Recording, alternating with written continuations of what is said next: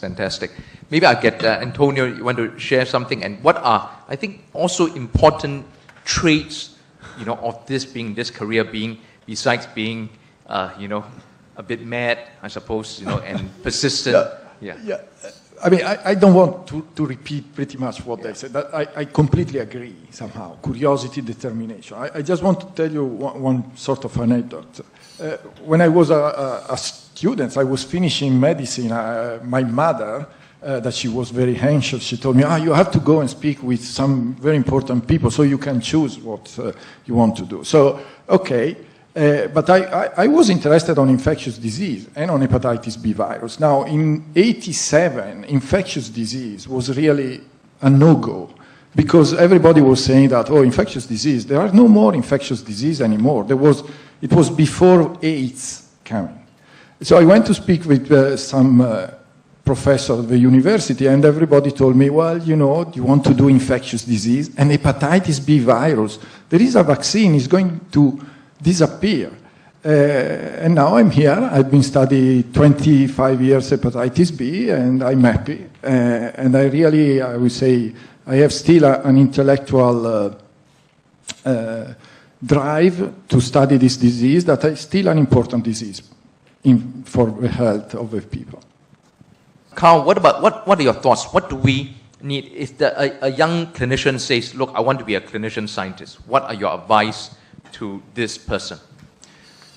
Well, when I went to medical school, I quit architecture, I decided to become a doctor. I went to medical school, and I was going to be a regular doctor who treats patients.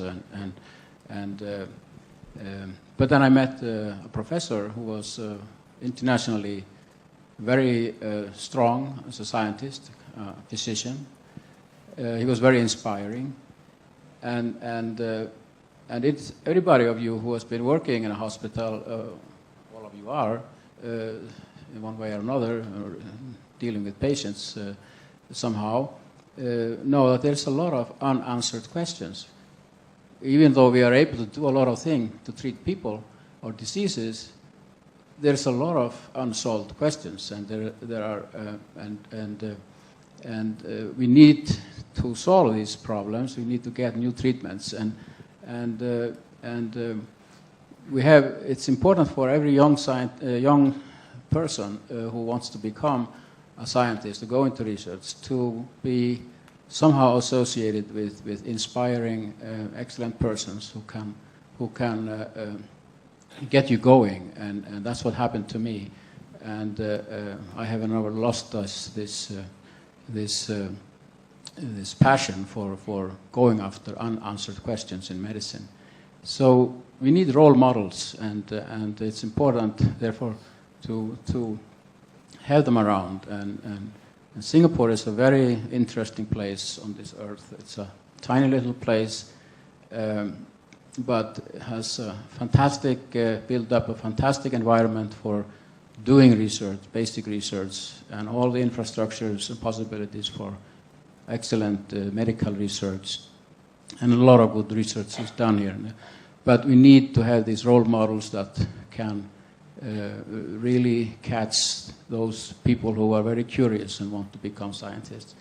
I think everybody who goes to medical school does not intend to be a scientist. You need somebody who will get you and excite you, inspire you.